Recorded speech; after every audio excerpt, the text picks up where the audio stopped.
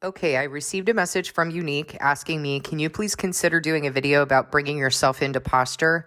I understand what it means, although I'm sure I could go deeper. But how does one bring themselves into position? I know God is the one doing it, but how must I do what needs to be done on my end? Are there any nuances that I need to be aware of? That's an awesome question. So I posted a video not that long ago, maybe within the last couple of weeks, and I think it was entitled Breaking You into Position. And in that video, I talked about what God is doing and how I was responding to what God is doing. But in this video, I'm going to be talking about how you can bring yourself into position and then pursue God bringing you into position. So it's got to be this covenant is mutual, right? So God calls on you, you need to respond. You call on God, he's going to respond. The trouble is that a lot of the time we call on God and we ask him to do something and we think like he's going to do it and it's not going to be painful. You can kind of bet that it's going to be painful. Like you need to gear yourself up for that and understand that the positions that God brings you in are painful because of your condition, because you're in the flesh. But it's a really good idea. And what Unique is talking about is, and I know her walk, that she fasts often, that she brings herself into position, that she prays for God to kick her butt. I mean, literally uses those words. I know what she's doing. I know what she's doing in her walk. But even still, she and also myself, we're always looking for him to take us deeper and deeper and deeper. And we're always bringing ourselves into that position. And I'm going to tell you the reason why. In the Word, men fasted in the Bible like 2 and 3 times a week. 2 and 3 times a week, you guys. That's a lot. Why were they doing that? Why was that necessary? Because I asked people to fast before we start working together and like they can't even do it one time. And they have all these ideas about what a fast looks like. So that many of them, when I'm sending them the videos and I'm saying, okay, here's some videos on fasting, make sure you watch the videos because the videos are going to tell you why it is that you're fasting. Otherwise, you're just going to like not eat and shrink your tummy or something. You're going to do it as the world does it. But there is a purpose to fasting. And that purpose is to discipline your flesh, your physical flesh, your mind and body. Why are you disciplining your mind and body? Because your mind and body desire the things of the sinful flesh. Jesus said that the spirit is willing, but the flesh is weak. Spirit is willing, but the flesh is weak. Your spirit comes from God. Your flesh is evil. It desires sinful things. And so you have to be cut off from the sinful flesh, circumcised from the sinful flesh, in heart, circumcised in heart from the sinful flesh. What does that mean? That you no longer want those things. You turn from them. You do not pursue them. You do not entertain them. And your physical flesh, your mind and body are disciplined. So now where are you living? Well, God says that he takes your heart of stone out and he puts a heart of flesh in. We're not talking about sinful flesh. We're talking about a softened heart. And then he places his spirit in your heart and he's going to move you to follow his laws and keep his decrees. So do you think that you might need to interact with your heart in this covenant? Because that's where he is and he's moving you. And he is spirit, as we see in John 4. He is spirit, and so he's going to speak to your spirit, and he's going to speak to that spirit that's going to return to him, right? That's the spirit that's in you. He didn't just leave you in this condition where it's impossible for you to fulfill the covenant. He gave you a spirit that's willing, a spirit that comes from him, a spirit that's going to return to him, a spirit that is like a child, that is teachable, that is humble, that is willing. Fasting. Fasting is one of the most important things and the very first thing that you need to do to bring yourself into position. And why is it important to bring yourself into position? For all the reasons I just said. And also because if you don't bring yourself into position, he will. Would you rather do it by choice or would you rather have him do it? Do you remember when your parents used to say that? Do you want to do this of your own accord or would you like me to come over there and make you do it? Might sound harsh, but that's what God does. If it is his will and he's not going to lose any of the sheep, you think that sounds so sweet? Well, it is sweet. It is sweet because that's his heart, but it doesn't mean he's going to do it in a sweet way. He takes out the shepherd's rod and he will give you a whooping if it's needed. That's why my friend says, Lord, kick my butt. Whatever you got to do, bring me low, kick my butt. God bless her for having that heart. So he's going to take that shepherd's rod and he's not going to just start, whooping you. He's going to speak tenderly to you. He's going to convict you. He's going to let you know, this is not of me. You got to change this. This cannot be. And if you don't listen, what's he going to say? hey, I told you that you needed to do this. And if you still don't listen, what's he going to do? Well, any good parent is going to make sure that their child does what's good for them. Even if their child doesn't want to do it, they know what's good for them. He's going to bring you into a position to obey him. And sometimes when your disobedience is so strong, sometimes that's going to include you being handed over to the spirit that you're choosing. So it's a lot easier and a lot less grief if you would just bring yourself into position. So he's given you a Sabbath as it checks and balances. On Sabbath, what are you doing? I heard someone say, I think I was talking with Connie this morning, and she said something to me about a pastor who someone had confronted him and said, you have a good message, but you don't observe God's Sabbath.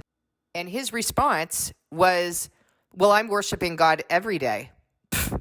That is without understanding.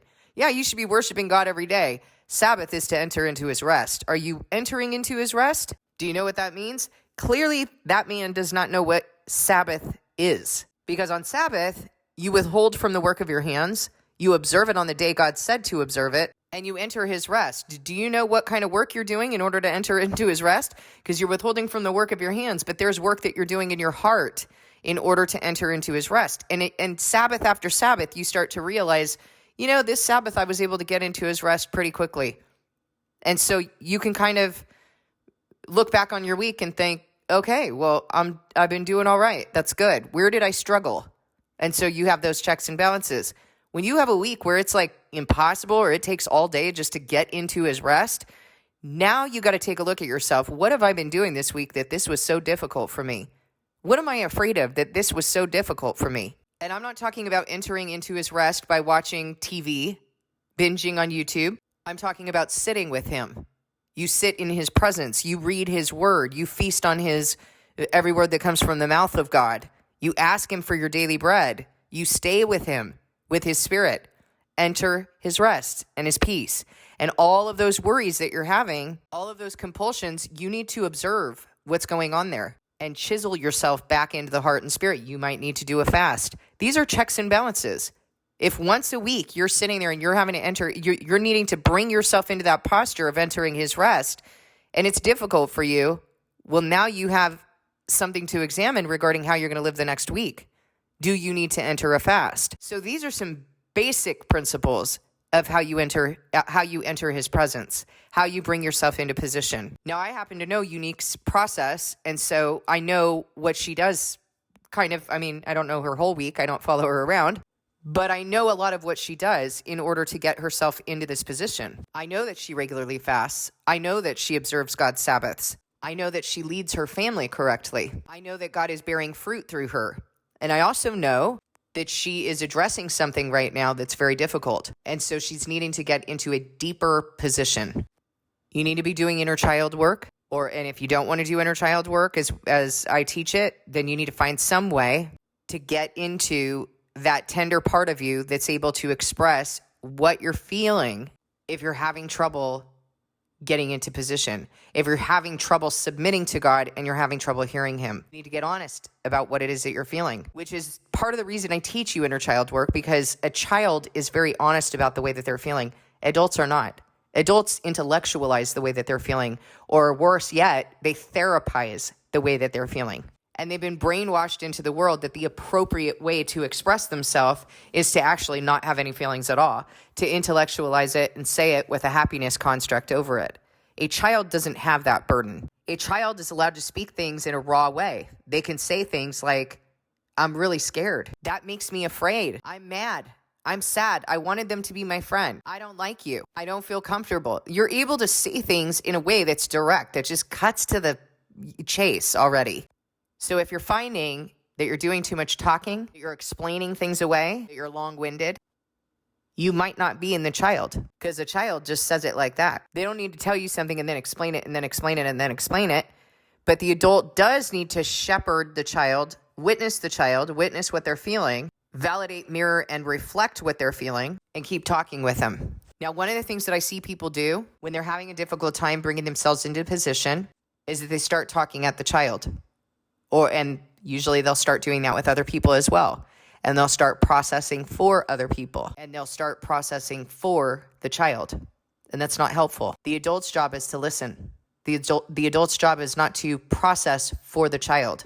And if you're doing that, you're going to start doing that in relationships, and it's going to become very uncomfortable for others. You're going to feel like a know-it-all, and it's going to feel very intrusive because they're not giving you the space to feel your own feelings or let something be your own experience. They keep telling you what God says. They keep telling you what you're supposed to feel. They keep telling you what you're supposed to do. And it is a byproduct of them working their stuff out on you and not feeling their own feelings. And it's going to prohibit you from getting into the right posture. What's going to happen is that your child is just going to obey you placidly, but they're also going to shut down. They're not going to feel like they've been heard. They're not going to feel like they're understood. And they're not going to feel like they want to tell you any more about what they're feeling. That's also what other people in your life are going to feel as well. When you start doing that to them, they're going to feel that same thing. They're going to shut down. So you need to be aware of what role you're in at a given time. I want to tell you something. When the child finally gets to feel like they're heard and known and seen and responded to, that child is going to develop their own ability to come up with solutions. And actually, they'll come up with some pretty good ones. So as a parent, you need to not overpower that child. If you're not getting into position, you're overpowering that child. They don't feel safe. So practice not giving them any advice whatsoever. Practice just facilitating until they come up with their own solutions. Try that until they feel totally heard by you. And then they start moving into naturally, okay? Because you don't need to move them into coming up with solutions. You don't need to say, now what should we do about this? They will naturally do that when they feel heard by you. When they feel safe with you and they feel like you're actually listening to them, they're going to naturally go into those solutions. And you're going to know when you feel the relief. When your child feels the relief, you're going to know. And then the natural thing to do will be to go to God. But you got to keep chiseling that down until you get to the feelings of the child, the experiences of the child, and where does that connect to your childhood. If this is a deep root, it's connected to your childhood. If this is something that you keep doing, it's a pattern, it's connected to your childhood. If you're not feeling relief yet and you've just talked about, the current situation, it's connected to your childhood. Those should be your warning signs. And really, as you're starting the work, most things are going to be connected to your childhood. It's going to take a little time to whittle down. When you've done your personal accountability work, you're going to be in position. You are going to be in the heart and spirit. You're going to be, as a child, you will have acknowledged and examined yourself, and it'll be time now to carry into a process with God, a dialogue with God. What are the things that you need to repent for? But don't treat this like a list of do's and don'ts.